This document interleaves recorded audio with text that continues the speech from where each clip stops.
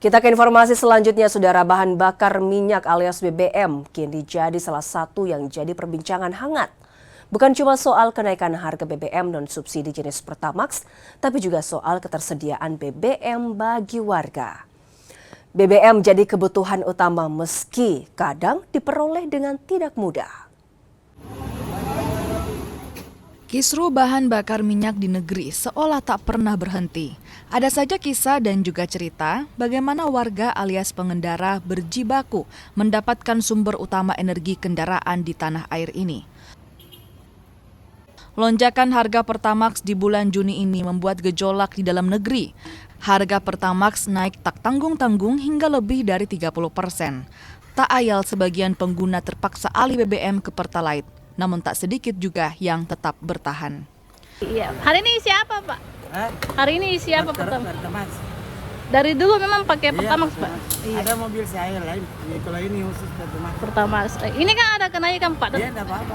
Ya. Karena ada juga kenaikan rezeki.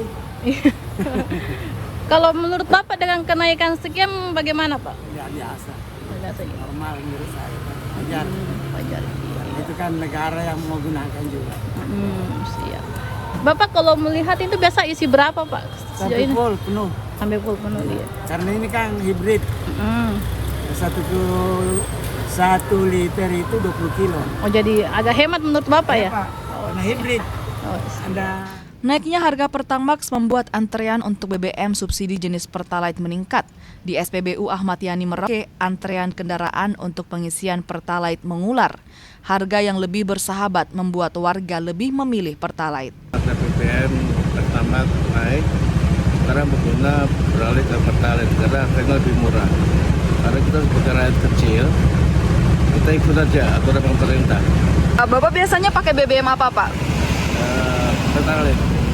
Tapi pernah mencoba pakai Pertamax, Pak? Pernah mencoba. Sepertinya makin ramai Pertalite setiap pagi.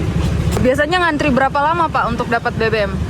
Antrinya paling lama 1 jam. Jika pengguna Pertalite harus antre, hal serupa tak jauh berbeda dengan BBM subsidi lainnya jenis biosolar. BBM jenis biosolar sudah lama jadi beban bagi pengendara. Tak sedikit dari mereka harus berjuang lebih hanya demi membeli biosolar. Tunggu apa di sini, Pak? Tunggu solar, Pak. Tunggu solar ini sejak kapan nunggu, Pak? Dari jam 5, Pak. Jam 5? Iya, jam 5 sih. Ada teman yang nginap juga sini, Pak? Banyak, Pak. Banyak teman ya? Iya. Itu sejak kapan kelangkaan solar terjadi, Pak?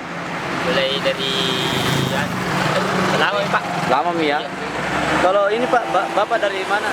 Dari Pindrang. Dari Pindrang? Iya. Dari Pindrang antrian solar di Parepare? Iya. Ada berapa kira-kira mobil Pak antri? Lebih 40 ini, Pak. Hah? 40 lah. 40 ya? Iya, antrinya. Sudah berapa lama antri solar, Pak? Kalau saya sudah 5 jam. 5 jam ini? Iya. Berarti dari subuh? Iya, dari subuh. Ada teman-teman yang nginap? Banyak yang nginep. Pak, Yang sebelah kanan nginep semua ini. perjalanan dari mana tadi, Pak? Kalau saya dari Toraja. Dari Toraja mau ke mana? Mau kembali ke gudang. Oh, Pak, ini sudah berapa lama terjadi kelangkaan, Pak? Kembali lagi kan pernah berhenti. Iya. Ini terjadi lagi. Ini sudah seminggu, Pak. Ada seminggu ya. Bagaimana, Pak, dengan perjalanan kalau begitu, Pak?